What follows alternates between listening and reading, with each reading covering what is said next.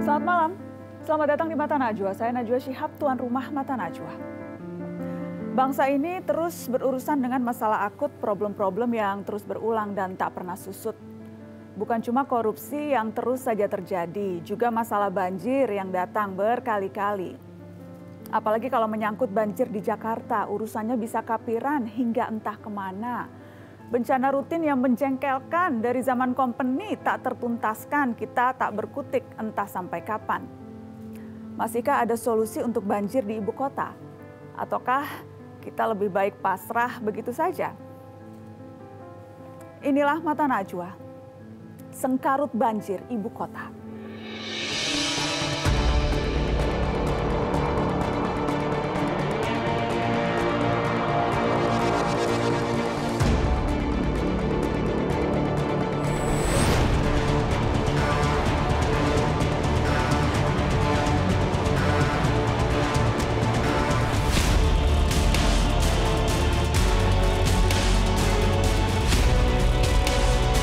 Periode ini, Pak Gubernur, kita semua memprioritaskan di antara selain program yang lama, seperti normalisasi naturalisasi dan sebagainya, kita meningkatkan pengerukan sungai, pengerukan embung, pengerukan waduk dan sebagainya.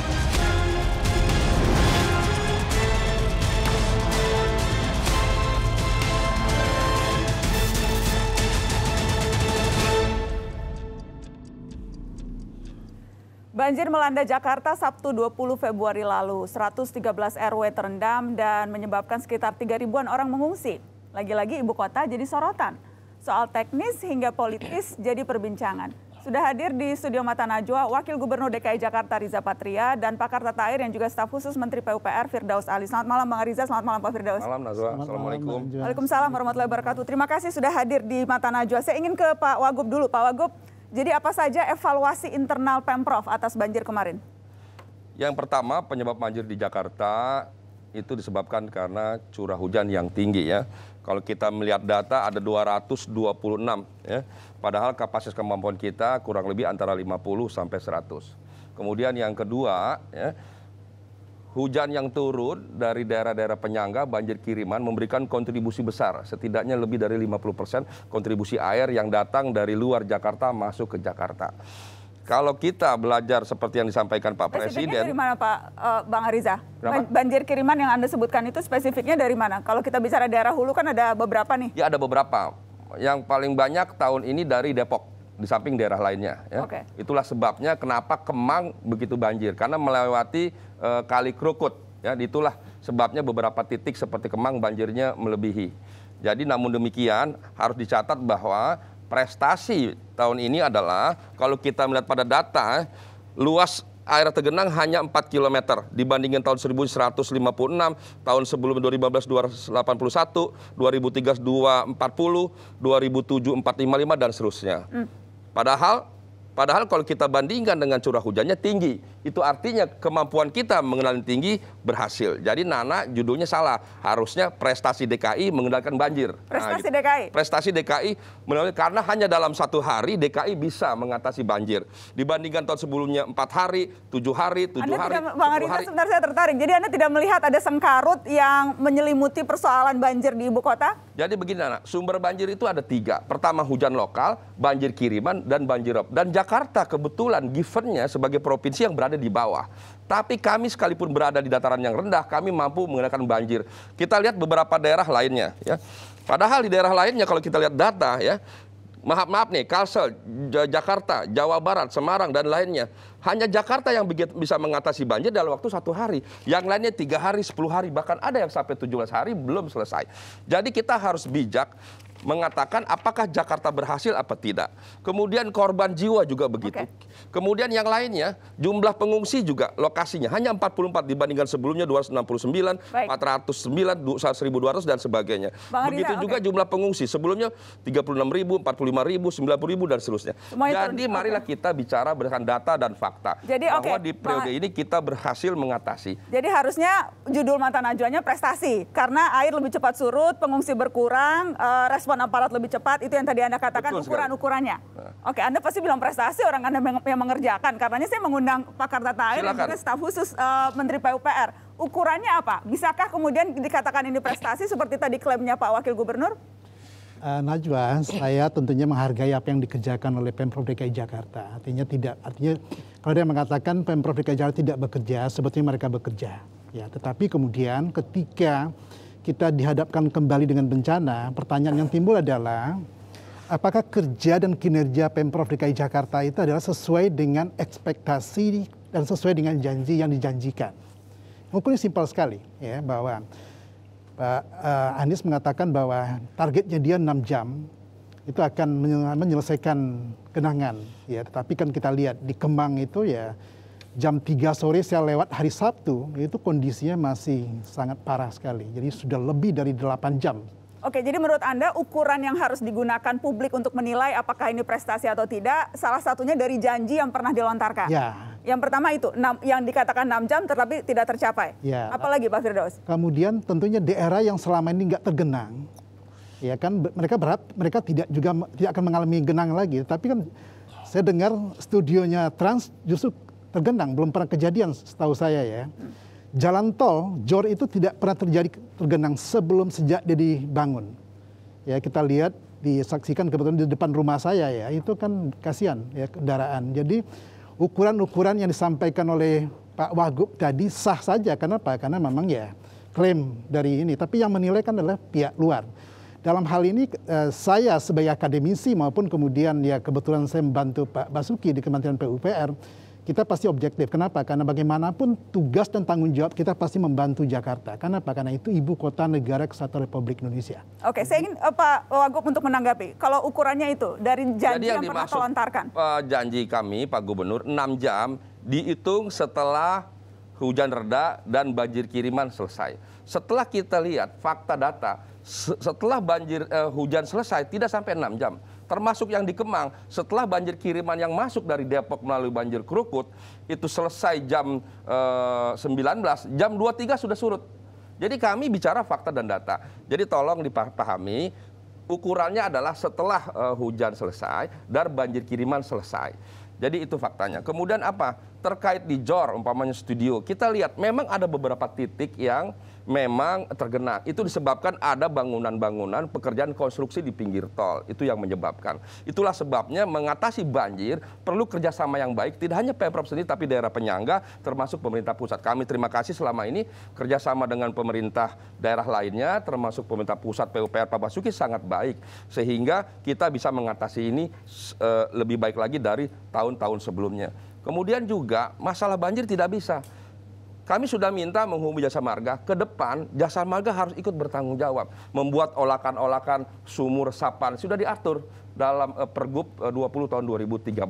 Jadi semua punya tanggung jawab, tidak hanya provinsi. Rumah-rumah punya tanggung jawab membangun sumur resapan, hotel, gedung, perkantoran, semua punya tanggung jawab. Tidak semua dilimpahkan kepada kami. Namun demikian kami namanya pemerintah bertanggung jawab dan melayani, kami upayakan penanganan. Contoh Sudirman, kami kerahkan tidak kurang dari 100 tangki yang biasa digunakan untuk menyemprot tanaman, itu mampu menyurutkan dalam waktu cepat jalan di Sudirman. Oke, saya ingin lempar ke Pak Firdaus. Bagaimana Pak Firdaus kalau tadi tanggapannya seperti itu? 6 jam dihitungnya bukan dari ketika pertama, tapi ketika sudah selesai banjir kirimannya katanya. Saya tidak pernah dengar Gubernur Anies menjelaskan ini di awal.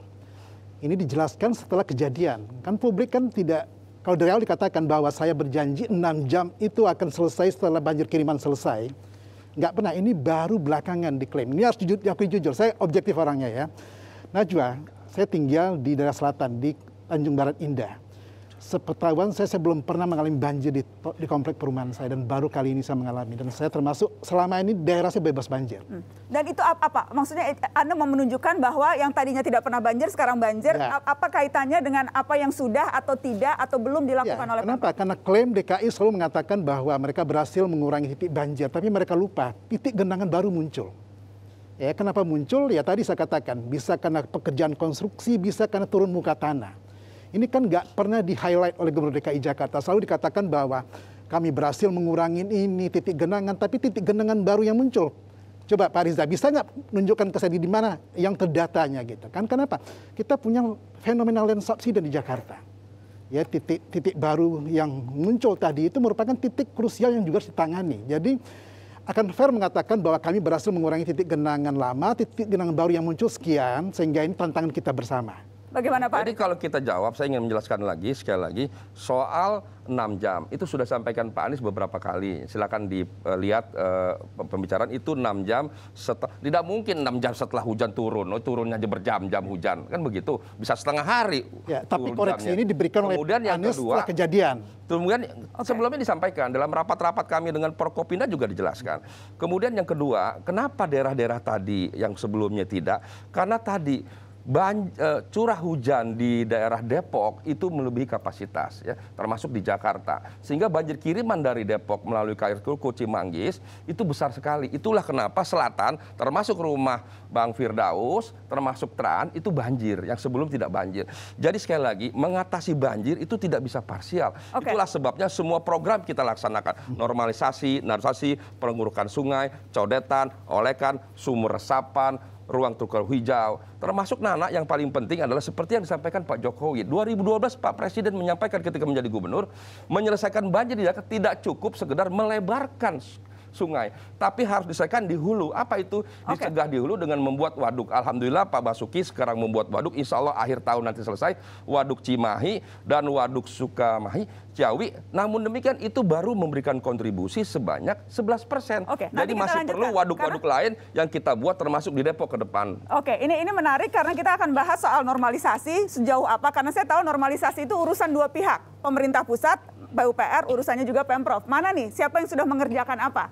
Dan juga soal waduk, kita akan bahas itu setelah pariwara, tetap di sini.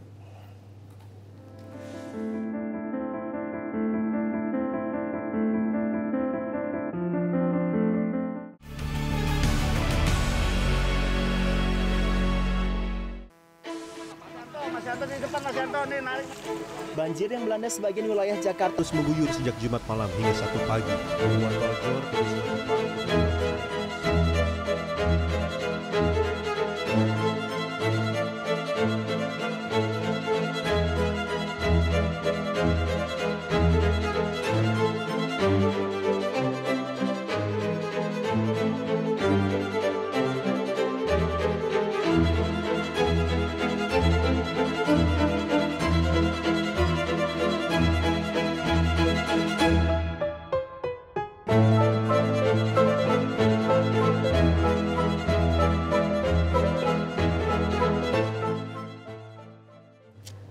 Bicara soal banjir ibu kota, saya ingin ke Pak Kartatair dan juga staf khusus Menteri PUPR Pak Firdaus Ali. Pak Firdaus, tadi kita bicara soal pencegahan banjir yang tadi disebutkan oleh Pak Wakil Gubernur, ini prestasi karena dibandingkan dengan daerah-daerah lain bisa menyelesaikan dengan jauh lebih cepat dan dengan konsekuensinya juga lebih sedikit.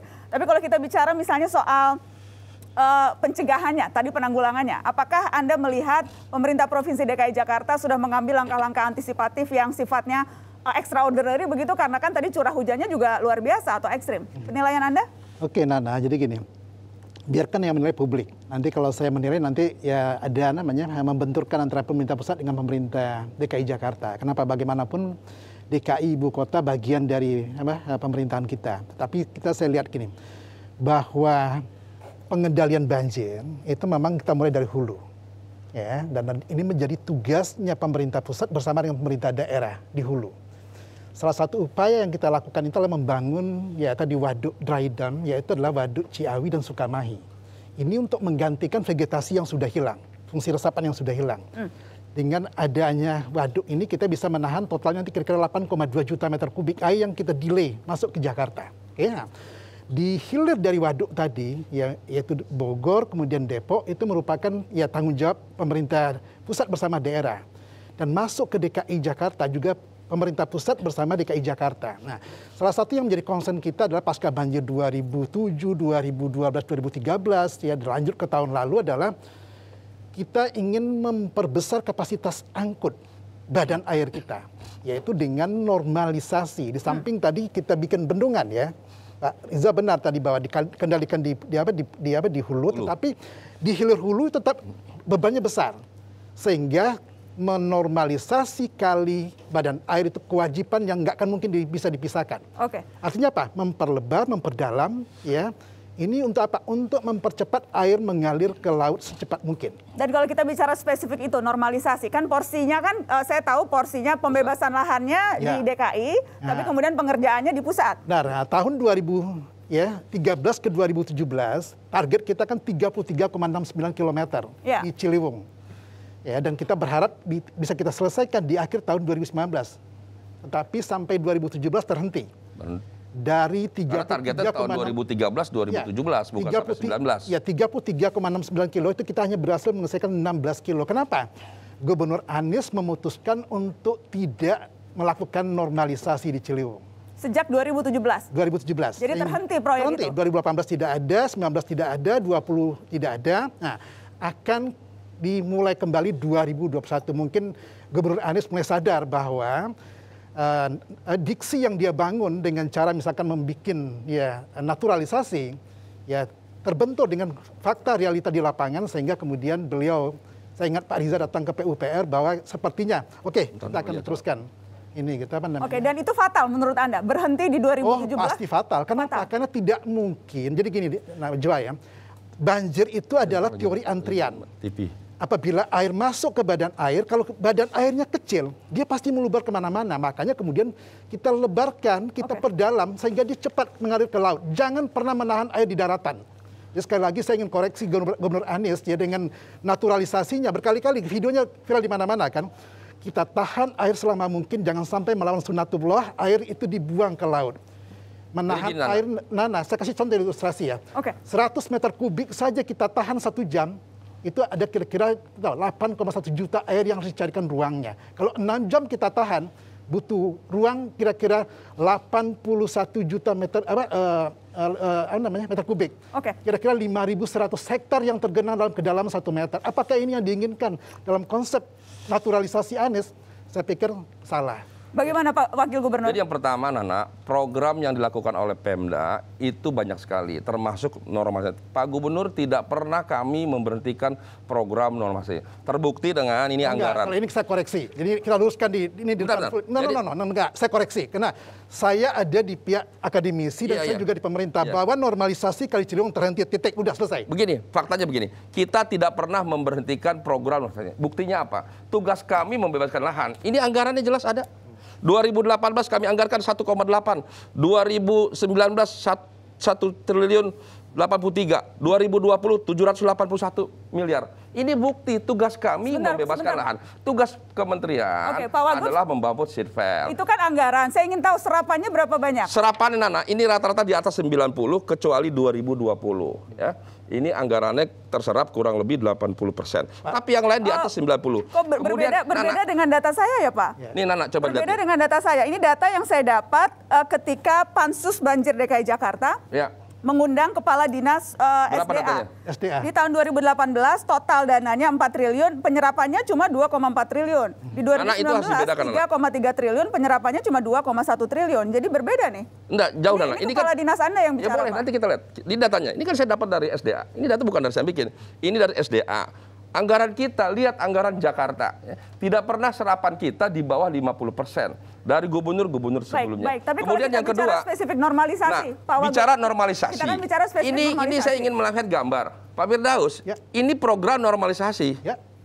Ketika dibuat normalisasi, apakah menyelesaikan? Tidak. Ternyata meluap.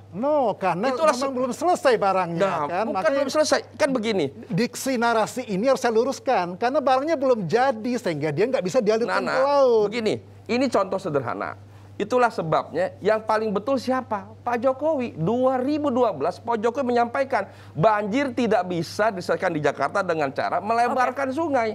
Yang paling utama ada selesaikan di hulu, membuat waduk. Makanya Pak Basuki betul membuat 2 waduk. Maka ke depan nanti 2020 akan memberikan kontribusi pengurangan setidaknya 11%. Maka program yang paling utama adalah bagaimana kita bekerja menghadang air kiriman di luar Jakarta. Di samping memang kita tetap melaksanakan normalisasi, naturalisasi, sumur resapan, dan program-program lainnya. Nah, kembali ke situ, yang normalisasi tadi, seberapa jauh nih jadi? Berapa banyak lahan yang sudah dibebaskan? Karena dua-duanya punya porsi, tapi saya mau tanya dulu porsi Pemprov. Berapa banyak misalnya lahan yang sudah dibebaskan tahun ini?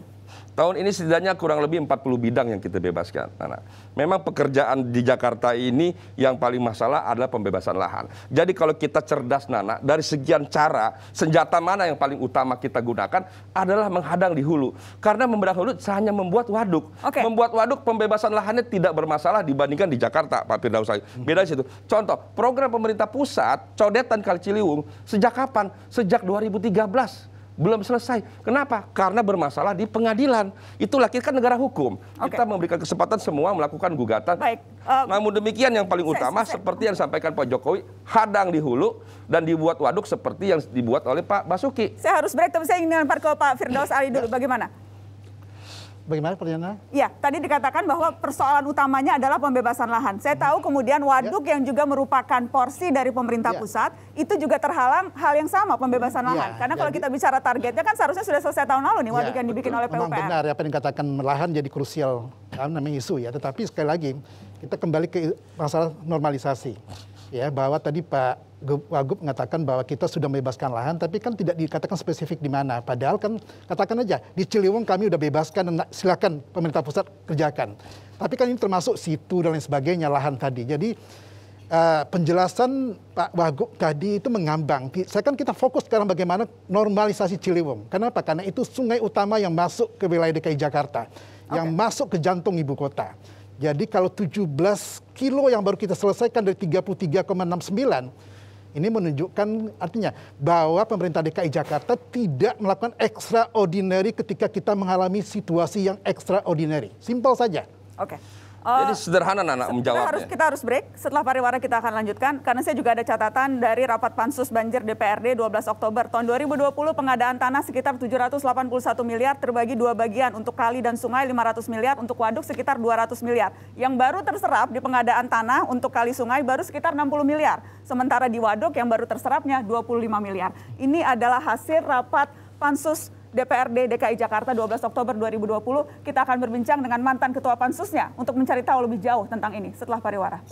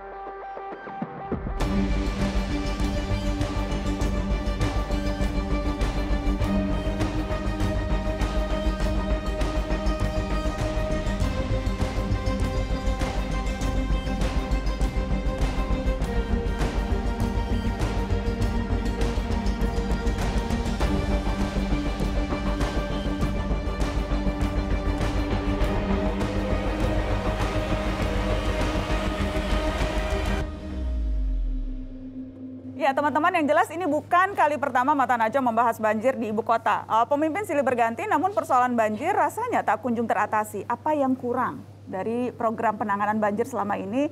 Dari perspektif legislator DPRD DKI Jakarta, saya sudah terhubung dengan mantan Ketua Pansus Banjir DPRD DKI Jakarta. Ada Ibu Zita Anjani dan juga Wakil Ketua DPRD DKI dari fraksi Partai Gerindra, Bapak M. Taufik. Selamat malam Ibu Zita, selamat malam Pak Taufik.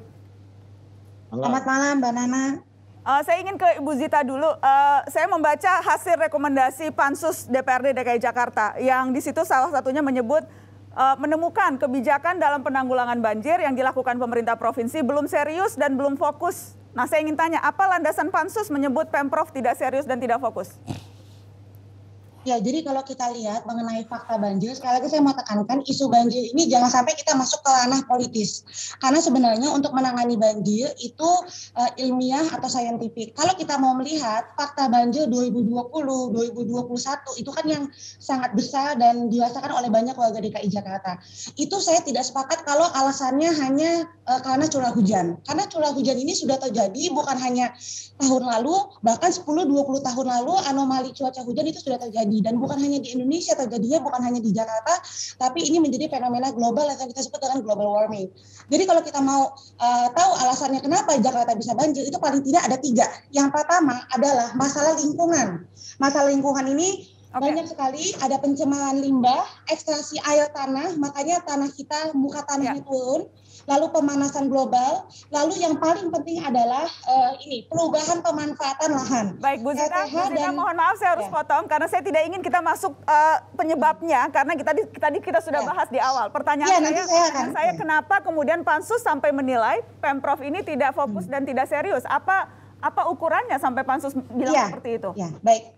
Ya, jadi tadi yang pertama itu karena tadi masalah lingkungan. Nah, yang kedua ini karena human error-nya atau karena masalah kebijakan yang dilakukan oleh Pemprov. Bukan hanya Pemprov tapi pemimpin-pemimpin sebelumnya juga, yaitu adalah tidak memadainya infrastruktur banjir. Jadi kalau kita ngomongin masalah banjir, ini simpel, kita ngomongin debit air. Kita harus tahu Jakarta itu secara geografis adanya di ujung.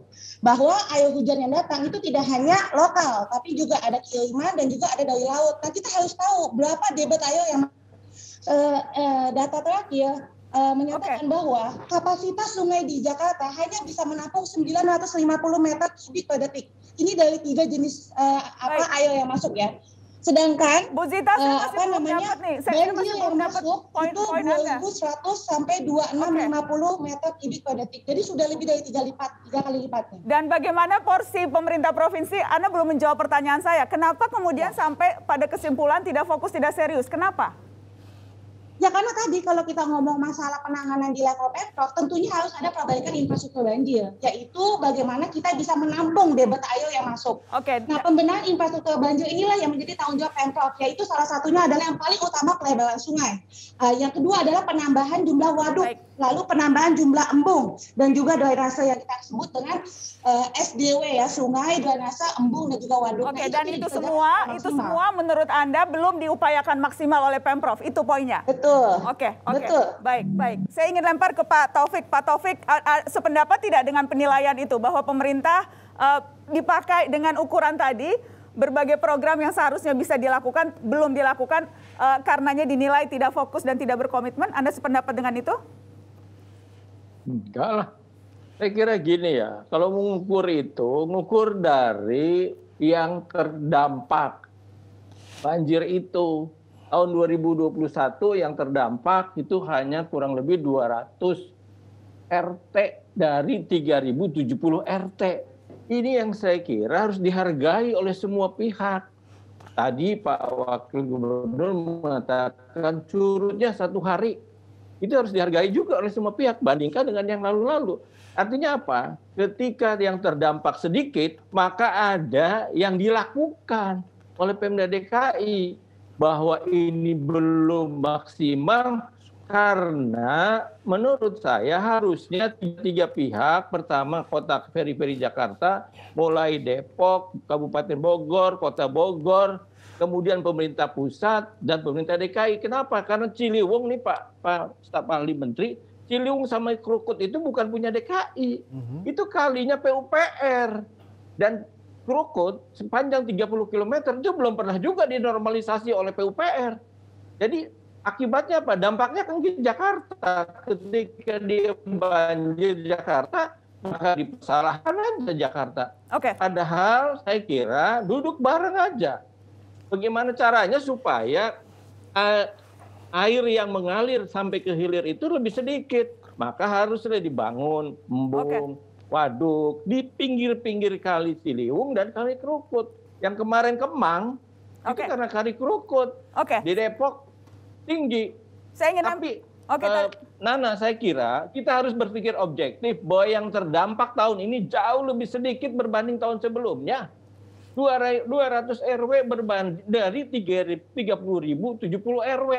Terus itu nggak kita hargai. Saya kira mesti dengan mata hati kita melihat itu gitu. Oke, Contoh. Sebentar Pak Taufik, saya mau kasih contoh. Ya, saya ingin yang lempar dulu. pinggir kali banjir. Kelapa Gading nggak banjir. Tanjung Priok nggak banjir. Masa nggak banjir tuh di Tanjung Priok aman-aman aja. Oke, saya ingin lempar tadi Anda menyebut yang dulu-dulunya banjir. Saya ingin lempar apa? ke Pak Ada Firdaus Ali. proses. Bagaimana Pak Firdaus Ali? Saya pribadi maupun kemudian sebagai Kementerian PUPR, kita menghargai apa yang dikerjakan Pemprov DKI Jakarta. Kita hargai, tetapi saya harus garis bawahi dengan objektif. Kerjanya pemerintah DKI Jakarta tidak sebagaimana mestinya ketika kita sudah sadar. Saya ingat, pasca banjir 1 Januari 2020 yang lalu, BMKG sudah mengingatkan bulan Maret dan bulan Juni bahwa kita akan menghadapi musim hujan yang sangat berat. Artinya ada ruang yang sangat fleksibel sebetulnya di luar pembebasan lahan yang bisa dikerjakan oleh Pemprov DKI Jakarta. Sekali lagi bahwa ya kita bukan tidak menghargai, tetapi apa yang dikerjakan tadi tidak maksimum. Kenapa? Karena ya kasihan masyarakat. Tadi Pak Taufik mengatakan Kelapa Gading, saya koreksi. Kenapa? Karena memang di timur curah hujannya rendah. Jadi jangan itu diklaim sebagai keberhasilan. Jadi saya ingin luruskan karena saya tidak mau membenturkan pemerintah pusat dengan DKI Jakarta, tapi saya ingin objektif. Katakan sejujurnya. Kenapa? Biarkan publik yang menilai. Tetapi yang saya katakan tadi. Oke.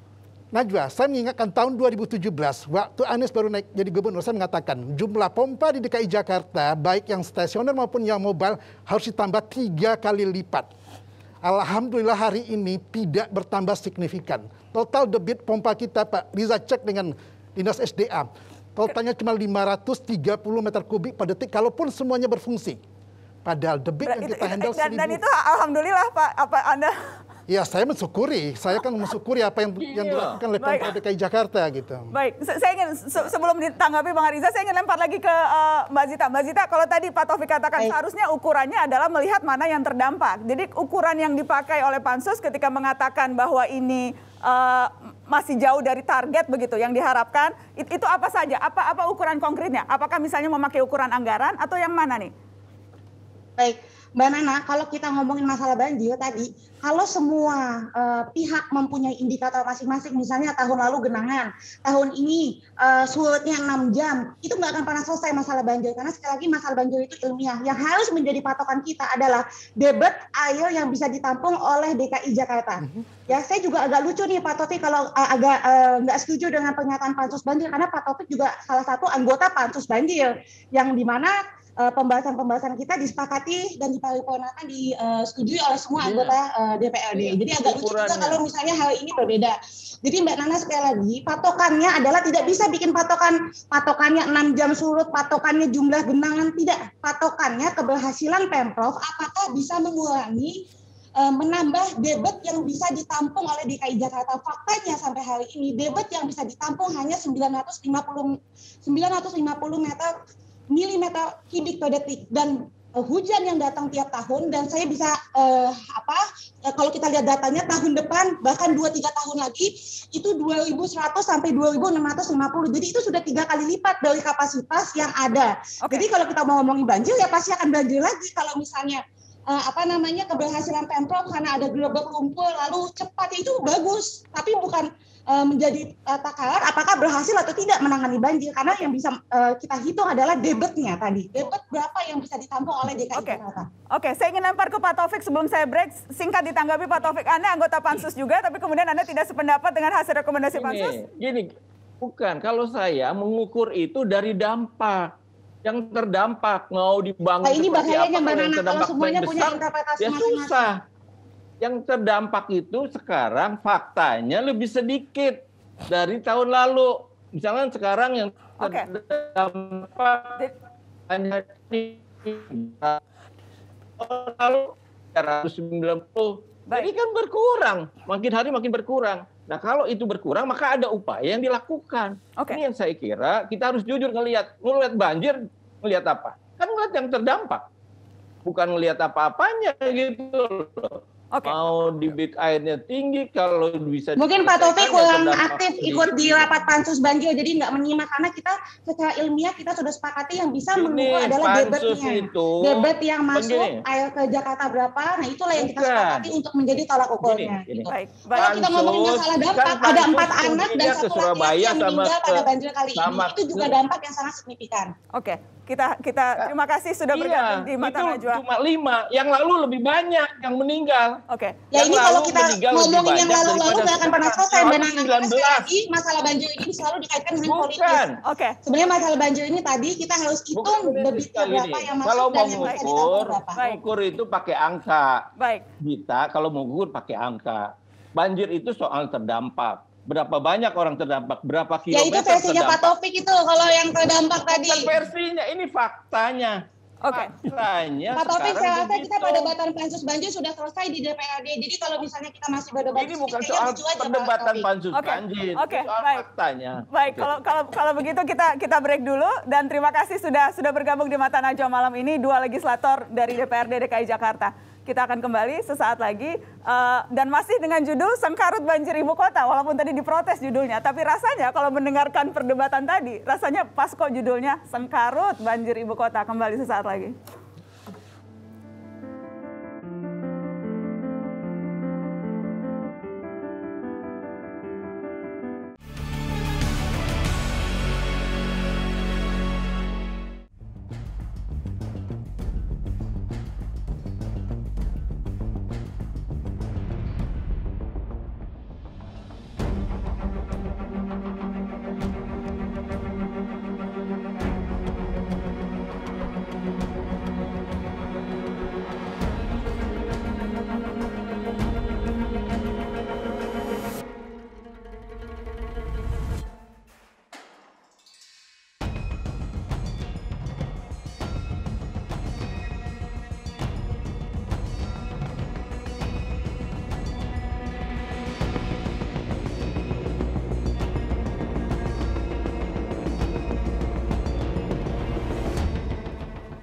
Ya, silang pendapat antar pemimpin daerah penyangga dengan Jakarta kerap terjadi saat banjir melanda ibu kota. Bagaimana sesungguhnya sinergi antar daerah dijalankan untuk mencegah banjir? Saya sudah terhubung dengan Wali Kota Bogor, Bima Arya. Selamat malam, Kang Bima.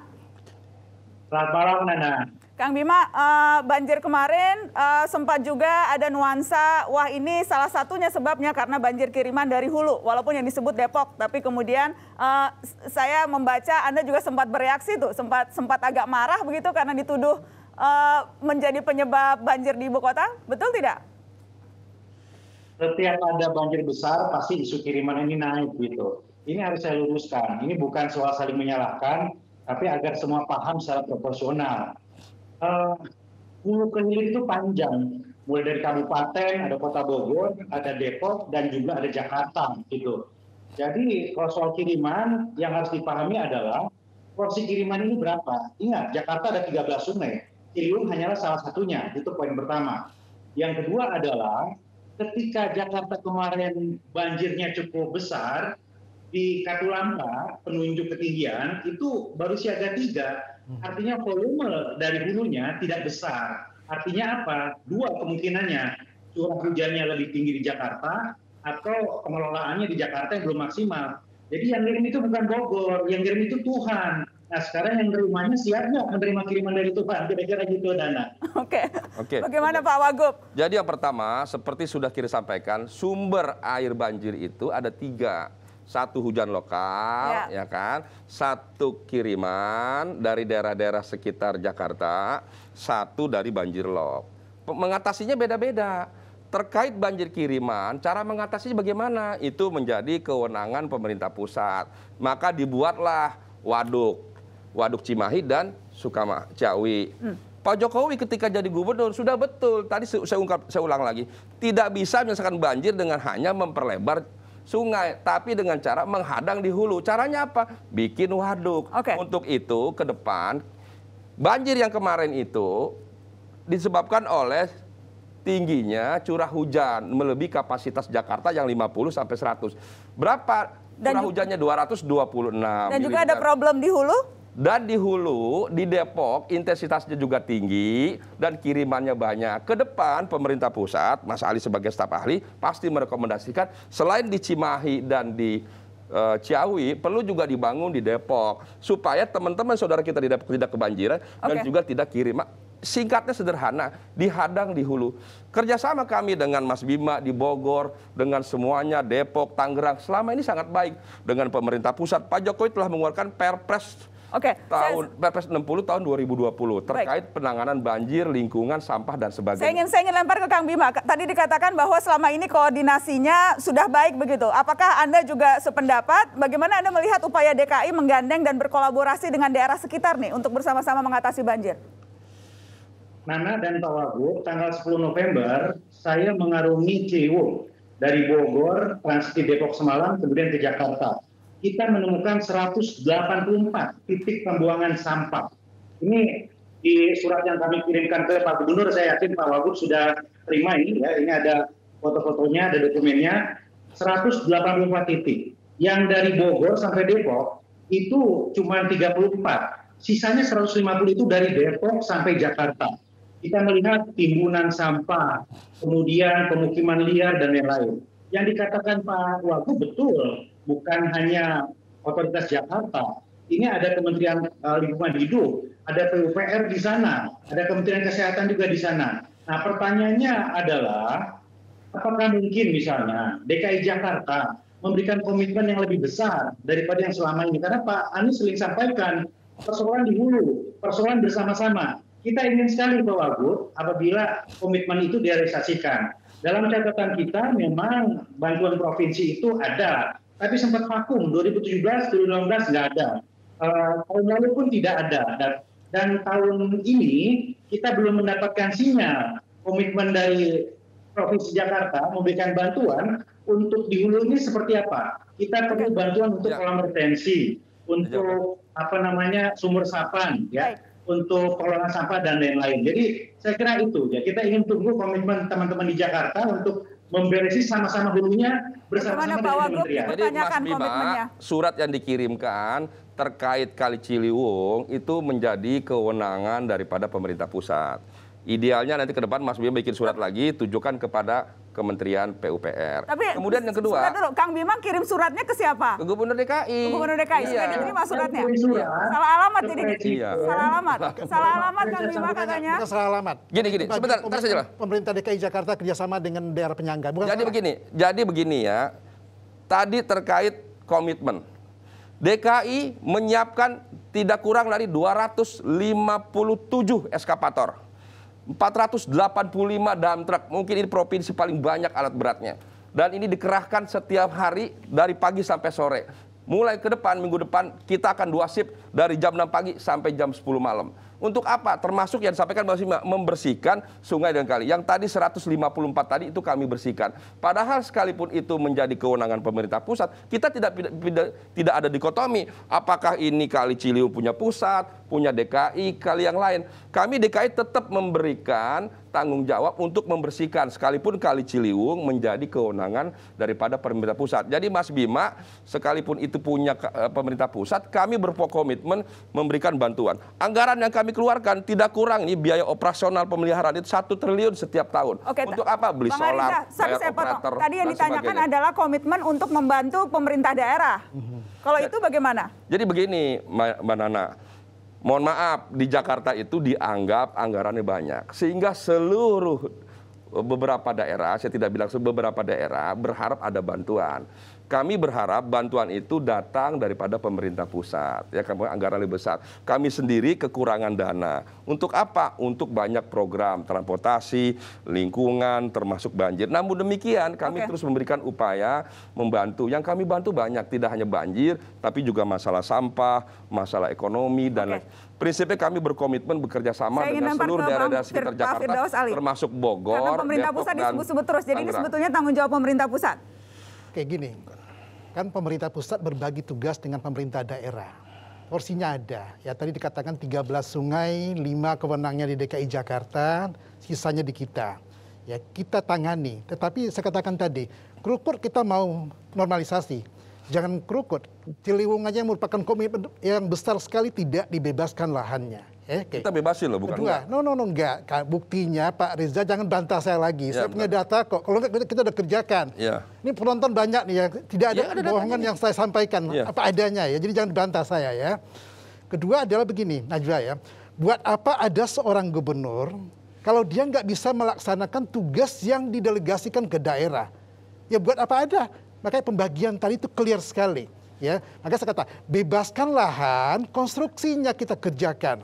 Jadi kalau Pak Riza mengatakan bahwa bendung di hulu kita kerjakan, buktinya bendungan Ciawi dan Sukamahi akan kita selesaikan di akhir tahun ini. Tetapi normalisasi kerjakan, bebaskan lahannya, tapi tidak dikerjakan. Tadi Pak Riza mengatakan ini contohnya udah dinormalisasi tetap banjir karena tidak diselesaikan. Jadi saya koreksi, jangan sampai ada publik bingung. Kenapa? Karena Pemprov DKI Jakarta dalam hal ini adalah gubernur dengan wagubnya mencoba membuat diksi membingungkan publik untuk apa? Untuk membela diri. Dia simpel aja.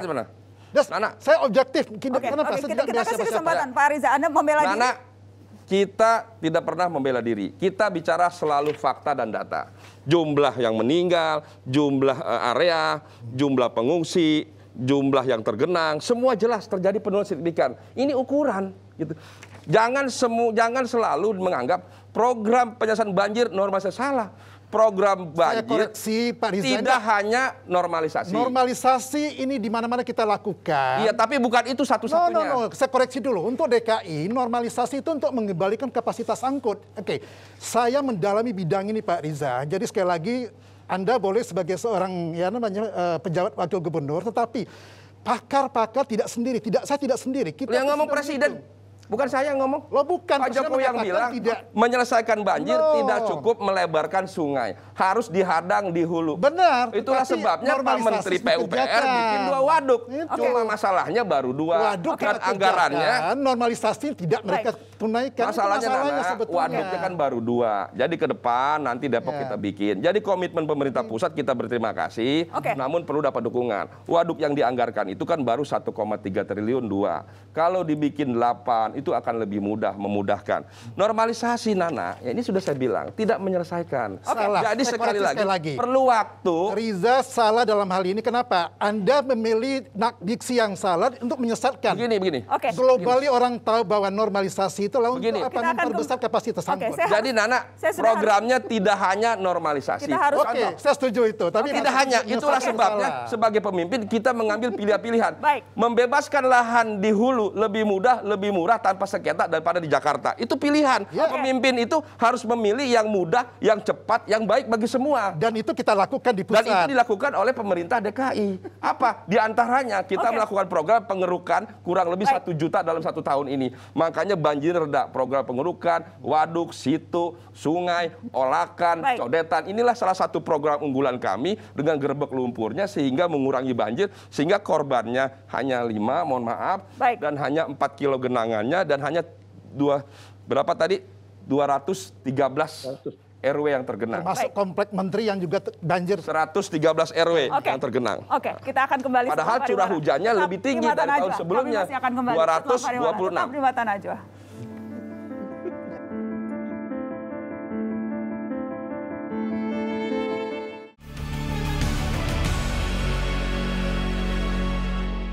Terima kasih Anda terus di Mata Najwa. Kita bicara soal banjir ibu kota. Saya ingin berbincang dengan manajer kampanye NND dan perkotaan Walhi, ada Mas Dwi Saung. Selamat malam Mas Dwi.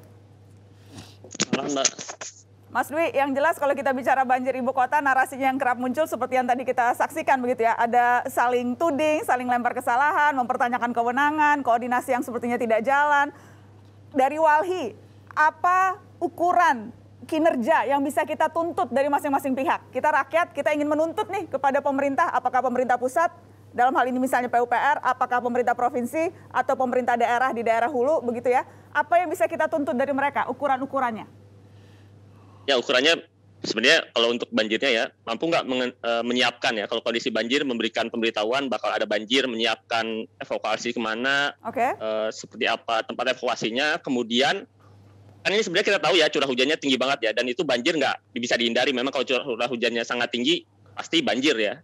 Dan mereka harus menyiapkan tempatnya seperti apa. Dan di hulu ukurannya juga tata ruang sebenarnya ya. Tata ruangnya ada perubahan atau enggak gitu ya.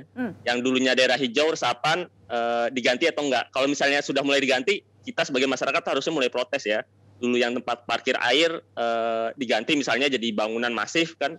Mau nggak mau itu daerah yang terdampak pasti akan ke daerah lain ya. Dan itu sebenarnya terjadi saat ini ya. Dan sebenarnya sekarang juga banjirnya sudah meluas ya. Bukan cuma Jakarta aja, tapi daerah sekitar Jakarta juga banjir. Tangerang banjir, Bekasi banjir, dan itu sama juga. Hulu ke hilir juga gitu. Jadi satu kesatuan dan misalnya harus komprehensif. Dari pemerintah pusat apa yang bisa kita tuntut? Sebenarnya ini pengaturan kan ada Perpres Jabodetabekjur ya, tata ruang Jabodetabekjur, dan itu harus ditaati juga sama semuanya ya, dan pemerintah pusat juga belum ada taat sama aturannya itu. Kan tahun lalu mereka keluarkan Perpres itu, walaupun di Perpresnya juga saya lihat ada beberapa lahan hijau yang diganti jadi lahan ini ya budidaya gitu ya, dan di hulunya juga yang lahan pusat juga harus taat juga, seperti misalnya contoh lahan pusat harus taat juga. Lahan Sesnek ya di Kemayoran ya itu juga dibangun gitu. Untung tahun ini nggak kebanjiran lagi tuh underpassnya ya. Tapi ke depan pasti itu akan kebanjiran karena lahan milik pemerintah pusat juga dibangun gitu, dan mereka harus taat juga terhadap lahan-lahan yang mereka miliki sebenarnya untuk pemerintah pusat ya. Oke, jadi semuanya ada tolak ukur yang sebetulnya bisa kita tuntut dan bisa kita nilai apakah memang sudah berkomitmen atau tidak menyelesaikan persoalan banjir ibu kota ini. Baik, saya ingin ke Kang Bima Arya lagi. Kang Bima Arya, kalau dari hulu soal tata ruang yang kerap kali menjadi concern banyak pihak. Sejauh apa nih komitmen teman-teman pemimpin daerah di bagian hulu untuk ini? Dari hulu ke hilir, itu langkah-langkah sudah kita lakukan ya. Dari kabupaten, kemudian Depok, Bogor. Yang pertama ada pengelolaan sampah. Yang kedua adalah memastikan agar semaksimal mungkin air itu ditahan. Kolam retensi, lubang biopori, itu kita lakukan. Dan yang ketiga adalah dalam konteks kebencanaan. Tapi yang saya katakan adalah ini betul-betul harus kerja sama-sama. Pertama begini, dari Dirjen Pengendalian Pencemaran Lingkungan dari Kementerian Lingkungan Hidup harus fokus pada pengelolaan limbahnya. Tadi saya katakan dari Depok sampai Jakarta ini cukup banyak titik limbah. Yang kedua adalah Balai Besar Wilayah Sungai Ciliwung Cisadane (PUPR) fokus pada mengatur di sepadan sungainya. Pemerintah daerah sulit sekali kadang-kadang untuk menanggulangi jika terjadi bencana, longsor, dan lain-lain karena harus mendapatkan rekomendasi teknis ya, dari kementerian. Nah, terkadang ini prosesnya lama gitu. Dan yang ketiga, dalam konteks bencana, BNPB juga harus masuk di sini. Jadi yang disampaikan Pak Gubernur betul. Kita ingin agar pemerintah daerah mendorong ke atas, tetapi pusat juga memfasilitasi dengan cepat begitu. Di catatan kami, komitmen dari pusat ya agak berkurang, agak menurun begitu. Ya tahun lalu kita masih mendapatkan dana, tapi kemudian ada perkembangannya tidak ada signal akan turun dana lagi begitu. Jadi kata kuncinya adalah kebersamaan, dan kedua difasilitasi oleh pemerintah daerah agar pemerintah pusat bergerak lebih cepat lagi. Baik, terima kasih Kang Bima Arya sudah bergabung di Mata Najwa. Bagaimana Pak Firdaus Ali, sejauh mana nih kita bisa menuntut komitmen pemerintah pusat? Oh, jangan ditanya Najwa, karena tanggung jawabnya pemerintah pusat itu kan the whole country, Indonesia. Ya, Jakarta itu fiskal kapasitinya kuat sekali. Provinsi dengan fiskal kapasiti yang terbesar di Indonesia itu adalah Jakarta. Tetapi kita tetap membantu. Kenapa? Karena ini tanggung jawab konstitusi. Ya, termasuk juga daerah lain kita lakukan. Waduk, Ciawi, dan Sukamahi kita kerjakan, bukan tidak kita kerjakan. Bantuan-bantuan lain kita kerjakan, tetapi ada yang porsi di daerah yang juga harus ditugaskan, ditunaikan daerah. Jadi ini penting nih. Jadi tidak mungkin pemerintah pusat meninggalkan daerah, apalagi daerah kawasan ibu kota dan sekitarnya. Kenapa? Inilah dignity bangsa dipertaruhkan, dan jangan pernah meragukan. Justru kita menuntut kepada pemerintah DKI Jakarta secepat mungkin normalisasi ini diselesaikan. Kenapa? Karena di samping kami menyelesaikan waduk di hulu, di dalam kota, kapasitas angkutnya harus diselesaikan. Ini di Pansus juga dibahas, diundang. Ya, jadi hasil Pansus itulah apa adanya. Jadi kalau tadi Pak Riza kemudian membantah data Pansus, itu data kan dari DPR yang mengeluarkan anggaran. Bagaimana gitu, Pak Riza? Jadi gini Nana, ya. Tadi yang sampaikan Kang Bima betul. Kita setiap daerah memiliki keterbatasan. Pemerintah pusat memiliki anggaran yang lebih. Tidak kurang dari 150 triliun anggaran PUPR. Pertanyaannya berapa dikirim ke Jakarta, berapa ke Bogor. Anggaran yang dibuat untuk 2 waduk, mohon maaf, hanya 1,3 triliun dibuat dalam 3 tahun. Artinya kalau dibagi 3, Nana, hanya 425-an miliar dalam 1 tahun. Dan menurut Anda itu dikerjakan di hulu. Tidak signifikan menurut Anda? Tidak signifikan terhadap dukungan. Nah, kemudian jangan kami terus dipersalahkan terkait normalisasi. Kami sampaikan tadi, dalam 5 tahun kami menganggarkan pembebasan lahan saja 5 triliun. Gitu. Dengan segala keterbatasannya. Tentu kami berterima kasih dukungan pemerintah pusat selama ini. Tapi mohon dengan anggaran yang besar, ditingkatkan lagi anggarannya. Bukan buat Jakarta, tapi buat semua. Buat semua di mana? Daerah-daerah seperti Bogor, Depok, Tangerang, Bekasi. Lihat Bekasi banjirnya. Lihat daerah lain. Jadi sekali lagi mohon dukungan pemerintah pusat ditingkatkan. Sampaikan Kang Bima. Kami sendiri sudah luar biasa. Setiap tahun rata-rata tidak kurang dari 3 triliun kami anggarkan terkait banjir saja. Padahal kami memiliki keterbatasan. Terkait COVID 5,3 triliun 1 tahun kami anggarkan. Jadi komitmen kami terhadap melayani masyarakat terkait COVID, banjir, macet, luar biasa kesungguhan kami. Tapi kami tidak bisa berdiri sendiri. Mohon dukungan semua pihak. Kita bersinergi secara positif dengan pusat, dengan daerah. Mari kita prioritaskan. Apa? Prioritaskan kita di tahun ini adalah pengerukan gerebek lumpur.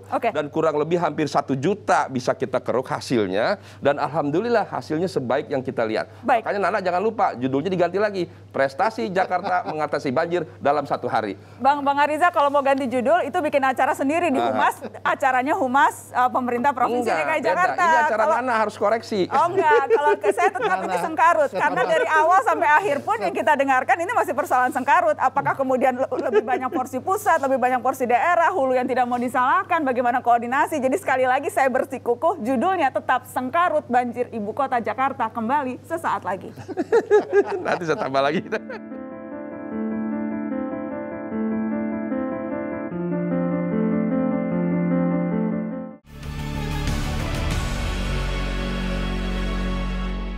Yang terjadi adalah berapapun volume air hujan di hulu itu dialirkan ke hilir. Lalu hilirnya, permukaan air tanahnya atau permukaan tanahnya itu lebih rendah daripada laut. Karena itu kita begitu air laut pasang, maka air yang dari pegunungan sampai ke sini harus dipompa untuk naik. Ini yang sekarang terjadi. Prinsipnya harus tetap normalisasi. Kalau ada yang punya lahan, kan saya selalu sampai katakan, masyarakat segera ngurus sertifikat. Kalau udah rumah lama, usahakan urus sertifikat. Dulu susah, mesti bayar BPHTB. Udah saya gratiskan. Jadi kalau dapat sertifikat, ya mau nggak mau kita harus bayar harga yang pasar atau NJOP udah tinggi, supaya mereka bisa beli tempat lain. 13 sungai besar yang ada di Jakarta, yang berasal dari atas, dari Bogor dan lain-lain menuju ke Jakarta, 13 sungai itu semuanya kewenangan pemerintah pusat. Dan di 13 sungai inilah 90% air itu mengalir dan menjadikan masalah di Jakarta. Saya tidak bisa sebagai Gubernur DKI. Namun demikian ini belum akan menyelesaikan masalah. Mesti sungai sudah bersih, skenario-nya begitu ya. Gorong-gorongnya juga lancar, drainase primer, sekunder juga udah oke semua. Terus kita ngimpi nggak banjir, tetap banjir. Pada saat curah hujan tinggi apalagi ekstrim. Ya, itu tadi pernyataan Gubernur Jakarta dari masa ke masa. Yang jelas sejak zaman company pun Jakarta sudah banjir. Apakah memang salah satu persoalannya karena ketidakadaan kesinambungan antar program ketika pemimpin itu berganti? Saya ingin berbincang dengan mantan Gubernur DKI Jakarta, Pak Sutioso. Bang Yos, selamat malam. Ya, selamat malam. Itu pertanyaan yang saya tunggu-tunggu, Nana itu. Wes, langsung sebelumnya Bang Yos, tadi saya kan sempat berdebat nih dengan Bang Ariza soal judul. Saya mau tanya pendapat Bang Yos. Setuju nggak judulnya Sengkarut Banjir Ibu Kota? Setuju, tapi saya dengarkan tadi ya sedih, terenyuh, segala macam campur aduk lah gitu. Gitu. Sengkarutnya ya, salah satunya Bang Yos. Karena isinya kan saling klaim, saling menyalahkan gitu lah. Saya ini mudah-mudahan sebagai pembicara terakhir, insya Allah itu sebagai penengah lah gitu. Oke, ya. Tapi saling menyalahkan ini bukan fenomena baru kan Bang Yos? Dari dulu pun rasanya koordinasi antar pemerintah, pusat, daerah, dan ini juga selalu seperti ini kok, saling salah-salahan. Banjir kan di mana-mana ya, di Jakarta dan sekitarnya, sampai di Bogor, di Bandung, di Semarang. Gua anak Semarang nggak pernah banjir kayak gitu, lihatnya sedih aja. Di Kalimantan gitu. Banjir di mana-mana, pemerintah pusat mengatakan ini ada cuaca yang ekstrim di Republik ini, tapi yang dikebukin Anies. Kenapa ya? Gua heran juga kan gitu. Kenapa Bang Yos kira-kira? Menurut Anda jadi kalau di ibu kota politisasinya lebih kencang karena aktor politiknya? Nah iya pastilah, kita di ibu kota negara ini penduduknya dari tukang batu sampai RI 1 jadi penduduk Jakarta. Di tengahnya ini ketua partai, ketua DPR, MPR, anggota Dewan tingkat 1, tingkat pusat. Kalau kita apa saja mesti ikut aja mereka yang nggak ada urusan yang sebenarnya gitu. Jadi kalau Anies dan Reza nggak dikebukin, malah gua ini cemburu gitu. Kenapa waktu gua kok dikebukin terus, sekarang gubernur enggak gitu. Tapi hikmahnya ada, Pak Anies, hikmahnya ada, kita makin kesohor gitu kalau sering dikebukin. Gitu. Tapi saya nggak suka lah masuk ke ranah politik itu tadi. Nah, Nana begini ya. Tadi sudah dibahas, aku sudah mendengarkan, saya ulangi sedikit bahwa pertanyaan yang sangat mendasar itu adalah mengapa Jakarta banjir gitu. Karena rakyat Jakarta itu nggak mau banjir sehari, setengah hari, 1 jam pun nggak mau dia. 1 jam itu pada saat dia pulang dari penampungan, mengungsi, balik, habis barangnya nggak bisa dipakai lagi, buangin semua. Mobil pun harus masuk bengkel yang puluhan juta harganya. Itu gitu loh. Nah, apakah bisa? Bisa, tetap bisa gitu kan. Nah, karena itulah ada 3 jenis banjir dengan apa namanya, kita lihat dari aspek geografis Jakarta itu ya. Kota pantai, di depan kita ada laut, tetapi ketinggiannya itu datar gitu. Bahkan 40% di bawah permukaan laut. Nah, karena itu ada 3 jenis tadi sebutkan Reza tadi. 1 yang ngecembeng ini kan apa namanya yang di bawah ini kan, yang 40% ini pada saat hujan lokal, apalagi intensitas tinggi kayak minggu lalu. Bang Yos, tadi kita udah membahas soal jenis-jenis banjirnya. Yang saya ingin tahu. Masalahnya kesinambungan itu mau jawab. Ya soal kesinambungan Bang Yos, bagaimana? Ya, kesinambungannya itu yang nomor 1 ini karena banjir lokal ini kan disedot pakai pompa kan. Tetapi ada saat lagi yang jenis kedua rob dari laut. Ini kan konsepnya kan dibangun namanya giant seawall. Apa namanya, tembok raksasa. Ini saya adopsi dari Belanda, aku studi banding ke sana. Ini sama sekali belum dimulai kan. Kalau yang tadi, yang pompa tadi, zaman saya 72, oleh gubernur tuh ditambah-tambah, sekarang zaman Reza mungkin sudah 100 lebih itu. Baik, Bang Yos, pertanyaannya apakah Bang Yos melihat antar pemimpin, antar periode kepemimpinan itu ada kesinambungan program atau proyek banjir ini, atau memang berganti-ganti nih setiap ganti pemimpin, jadi tidak selesai-selesai programnya? Ya, kalau saya melihat ya masalah klasik Jakarta ini ada banjir, ada macet, ada sampah, ada pendudukan. Kenapa kok yang kesinambungan yang seperti itu kok transportasi gitu kan? Aku bikin konsep transportasi makro, ada modanya busway, ada monorail, LRT, ada MRT, ada waterway. Ya, ini terus berjalan ya. Saya busway terus diteruskan Foke, terus Ahok. Bang Yos, kita nggak bicara busway, Bang Yos. Saya mau fokus ke banjir. Tapi begitu banjir kurang mendapatkan perhatian gitu. Ada yang direspon tanpa ada yang banyak yang kurang. Terutama merespon 13 sungai itu. Jadi ada yang disalahin, itu hukum alam. Sungai mau ke laut menuju lewat Jakarta, nggak ada salahnya di darat penyangga. Nah, karena itu harus ada pekerjaan hilir dan ada pekerjaan hulu. Pekerjaan hilir, umpamanya ya skenario-nya itu ya, gorong-gorong drainase sudah hebat. Kali sudah bersih, padahal belum kan. Kali 13 sungai kan masih dikeruk-keruk, masih banyak sekali ini. Belum. Andai kata sudah, terus kita bebas banjir, oh tidak. Sepanjang tidak ada langkah di hulu, akan terus kayak begini. Di hulu gimana ada konsepnya, sampai aku menulis ini Megapolitan ini. Ada gambarnya semua di sini. Bang Yos promosi buku, tidak apa-apa karena saya mendukung kalau orang mau baca buku. Tidak apa-apa promosi buku. Baik. Susahnya apa? Baik, Bang Yos, saya ingin lempar ke Walhi dulu sebelum nanti ke Bang Yos lagi, karena saya juga ada teman saya, Mas Dwi Saung dari Walhi yang memang mengamati persoalan banjir ibu kota ini. Saya ingin minta pendapat Anda soal politisasi banjir ini. Apakah memang Anda sependapat salah satu yang menyulitkan dan membuat sengkarut? Karena kalau kita bicara ibu kota selalu unsur politiknya lebih kental, Mas Dwi? Ya memang ada unsur politiknya dan cukup tinggi juga ya soal di Jakarta. Dan ini udah lama terjadi kayak gini dan Jakarta pasti lebih kuat ya. Dan sebenarnya kita juga jadi korbannya ya ketika kita kritik pasti diserang pendukung salah satu kubu gitu ya. Kalau kita dukung satu tindakan juga sama juga. Kita dukung yang pusat misalnya pendukungnya satunya menyerang kita juga ya. Itu hal yang wajar sebenarnya ya. dukung-dukung politik. Cuma sekarang jadi tidak sehat ya, karena banjirnya itu sebenarnya kan bukan banjir Jakarta aja ya sekarang ya. Bahkan yang lebih parah itu bukan Jakarta, Tangerang itu sampai udah berhari-hari. Bekasi juga dekat rumahnya Pak Bang Yos. Menteri PUPR, Pak Hasto juga rumahnya kebanjiran, kebetulan tetangga saya Pak Hasto itu sama juga banjir juga, dan di Bekasi juga berhari-hari ya sampai sekarang belum surut.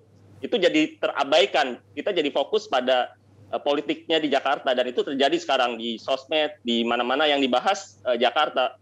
Padahal banjir yang lebih besar di Indonesia itu banyak di mana-mana dan sampai sekarang juga masih terjadi. Nah, itu yang kita sayangkan ya, politisasinya terlalu kuat, jadi semuanya jadi fokus ke Jakarta. Tapi apakah memang... Jakarta kan cuma sebentar aja ya hujannya, banjirnya cuma sebentar aja, nggak lama gitu ya.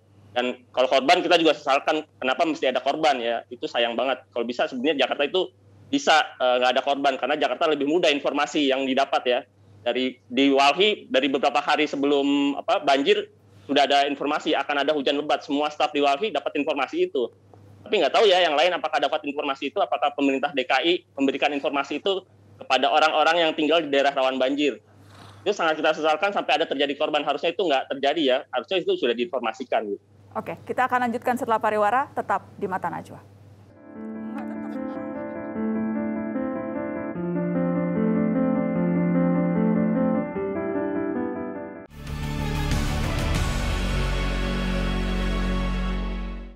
Oke, waktu saya tinggal sedikit sekali, saya ingin lempar singkat ke Bang Yos. Bang Yos, tadi dikatakan bahwa banjir ini politisasi, tapi yang jelas korban politisasi itu ya warga kita. Bukan hanya warga Jakarta, tapi juga warga di sekitar Jakarta. Jadi yang menjadi korban lagi-lagi warga nih Bang Yos. Bagaimana tanggapan Anda?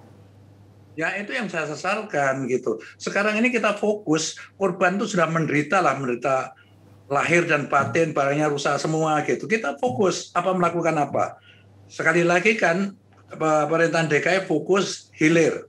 Yang utama hilir yang paling sulit saya akui adalah menormalisasi sungai. Tapi harus dilakukan. Asalnya dipindahkan ke tempat yang layak, di rumah susun yang lebih baik kan gitu. Nah di hulu segera selesaikan waduk-waduk itu, dan jangan cuma 2 kurang gitu. Karena dia harus memparkir 13 sungai itu kan, waduk besar yang ngalir ke Jakarta, nanti pakai pintu-pintu, ada padi kecil nggak akan banjir lagi. Kalau hulu sama hilir sudah terjadi seperti itu, saya jamin tidak banjir. Terima kasih Bang Yos sudah bergabung di Mata Najwa. Terima kasih banyak Bang Yos. Saya ingin ke Mas Dwi. Mas Dwi, singkat saja juga, apa yang bisa dilakukan warga nih supaya tidak melulu menjadi korban baik banjirnya maupun politisasinya? Singkat, Mas Dwi.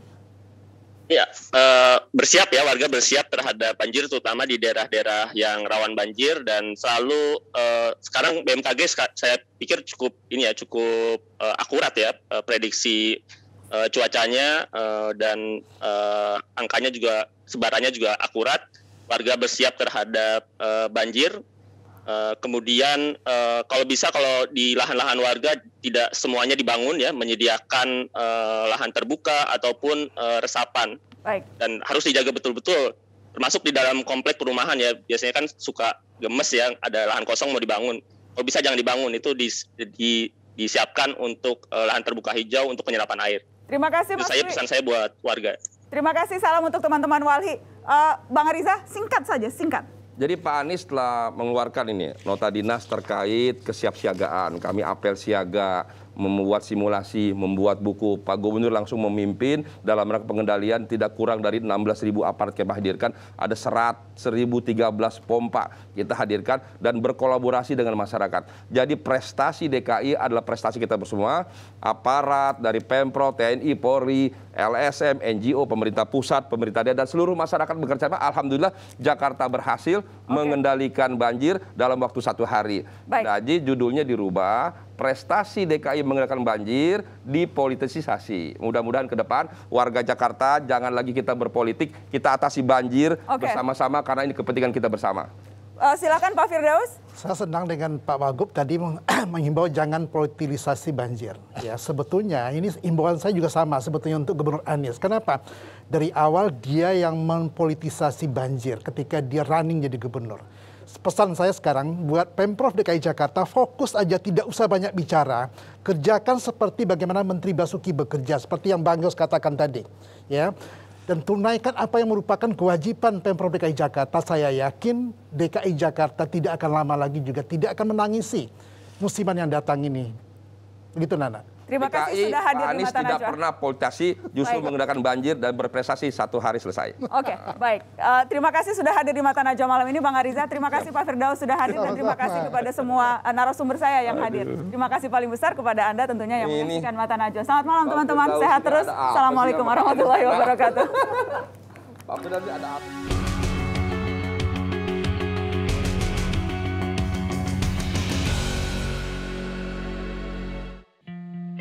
Tak ada yang lebih tabah dari warga ibu kota.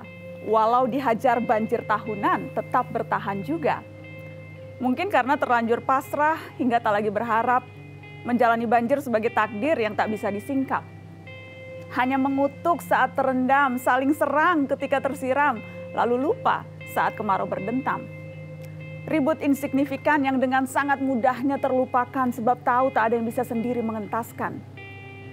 Minimal terus bergerak maju, walau baru selangkah dulu, berbagi ada yang bekerja di hilir dan juga di hulu. Tindakan-tindakan konkret yang mengubah detil-detil kecil sambil berendah hati saat usaha belum jua berhasil. Selamanya banjir akan menggerogoti kepemimpinan. Tiap kali air meluap, kinerja wajarlah dipertanyakan.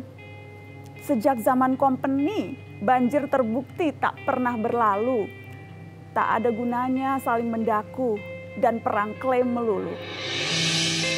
Dengarlah nyanyi sunyiku, bait risauku, rindu terpendamku, menyala dalam hayatku, duka padamu, duka padaku, saling lebu menghalau awan mendung. Kemanusiaan itu seperti terang pagi, rekahkan harapan, menepis kabut gelap, niatkan kunjung terkepal, bekik menebal terjadi.